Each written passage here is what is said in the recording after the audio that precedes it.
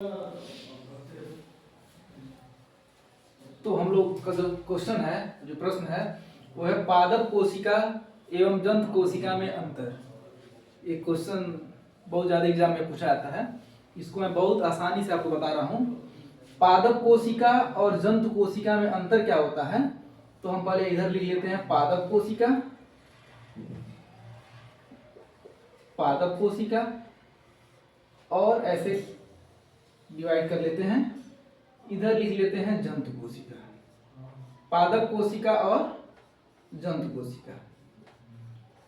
तो सबसे पहले इस पादप कोशिका और जंतु कोशिका में हम अंतर जानेंगे। तो सबसे पहले पहला अंतर हम जान लें कि पादप कोशिका और जंतु कोशिका में क्या अंतर होता है। तो सबसे पहले जो पादप कोशिका होती है ये पाई कहाँ जाती है, तो पादप कोशिका पाई जाती है पौधों में, यानी ये पौधों में पाई जाती है। पादप कोशिका पौधों में पाई जाती है। जंतु कोशिका, जंतु कोशिका जो होता है वह जंतुओं में पाई जाती है, यह जंतुओं में पाई जाती है। तो पहला अंतर हो गया, पादप कोशिका कहाँ पाई जाती है, तो पादप कोशिका पाई जाती है पौधों में और जंतु कोशिका पाई जाती है जंतुओं में। अच्छा, अब दूसरा अंतर, जो पादप कोशिका होता है, इस पादप कोशिका का सबसे इंपॉर्टेंट फीचर जो होता है या कैरेक्टर होता है इसकी कोशिका भित्ति, यानी पादप कोशिका में कोशिका भित्ति पाई जाती है। पादप कोशिका में कोशिका भित्ति पाई जाती है और जंतु कोशिका में कोशिका भित्ति नहीं पाई जाती है। जंतु कोशिका में कोशिका भित्ति नहीं पाई जाती है, यानी पादप कोशिका में कोशिका भित्ति पाई जाती है और जंतु कोशिका में कोशिका भित्ति नहीं पाई जाती है। अब तीसरा अंतर हम समझते हैं। जो पादप कोशिका होता है, इस पादप कोशिका में हरित लवक,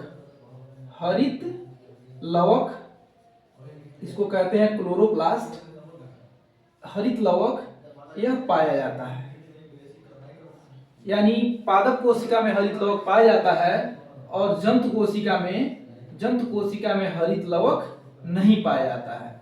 जंतु कोशिका में हरित लवक नहीं पाया जाता है, यानी पादप कोशिका में हरित लवक पाया जाता है और जंतु कोशिका में हरित लवक नहीं पाया जाता है। जो चौथा अंतर है, वो चौथा अंतर हम आपको बताते हैं। ये चौथा अंतर है जो इसमें रिक्तिका पाई जाती है। जो रिक्तिका पाई जाती है, जो पादप कोशिका है, इस पादप कोशिका में जो रिक्तिका होती है, इस पादप कोशिका की जो रिक्तिका होती है वो आकार में बड़ी होती है। वो आकार में क्या होती है, बड़ी होती है। और जो जंतु कोशिका की रिक्तिका होती है, यह जंतु कोशिका की रिक्तिका ये आकार में छोटी होती है। ये आकार में कैसी होती है, छोटी होती है। तो पादप कोशिका की जो रिक्तिका होती है वो आकार में बड़ी होती है और जंतु कोशिका में जो रिक्तिका होती है वो आकार में छोटी होती है। और एक और अंतर आपको हम बता देते हैं, पांचवा अंतर आप जान लीजिए।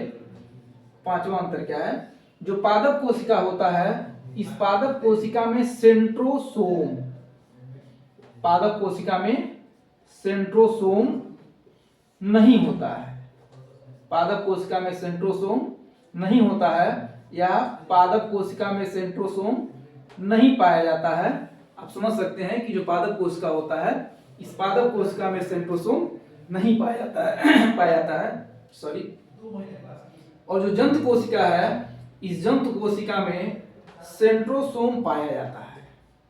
जंतु कोशिका में सेंट्रोसोम पाया जाता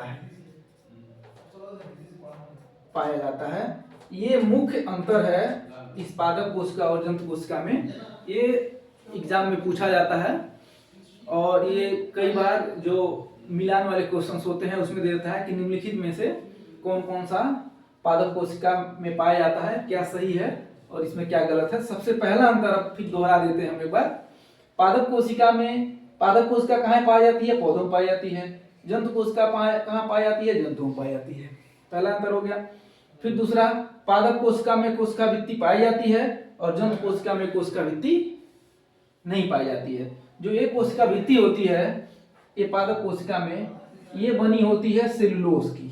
यही कई बार क्वेश्चन पूछा गया है कि जो पादप कोशिका की कोशिका भित्ति होती है वो किसकी बनी होती है? तो सेलुलोज की बनी होती है। जो तीसरा अंतर है हरित लवक। ये हरित लवक जो होता है ये पादप कोशिका में पाया जाता है, जबकि जंतु कोशिका में हरित लवक नहीं पाया जाता है। उसके बाद से चौथा अंतर क्या है? रिक्तिका। जो पादप कोशिका की रिक्तिका होती है वो बड़ी होती है, जबकि जंतु कोशिका की रिक्तिका जो होती है वो आकार में छोटी होती है। फिर पांचवा अंतर क्या है कि सेंट्रोसोम जो होता है वो पादप कोशिका में नहीं पाया जाता है, जबकि जंतु कोशिका में सेंट्रोसोम पाया जाता है। तो ये मुख्य अंतर है पादप कोशिका और जंतु कोशिका में। फिर भी यदि किसी को कोई समस्या होगा तो कमेंट सेक्शन में लिख देगा, और हमको उम्मीद है कि आप लोगों को अच्छे समझ में आ गया होगा, क्योंकि इतना आसानी से आपको कोई नहीं बता पाएगा जितना आसानी से मैं आपको बताया। धन्यवाद।